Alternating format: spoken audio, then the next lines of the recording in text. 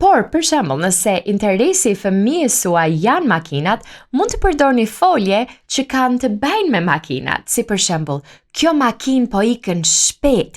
O bobo, makina ngeci, si t'ja bëjmë që ta lëvizim makinën, hajta shtym përpara, lere ta parkojmë.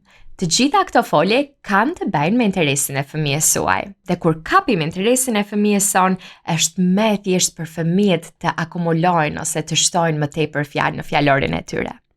Së treti, lidheni foljen me aksionin përkatës.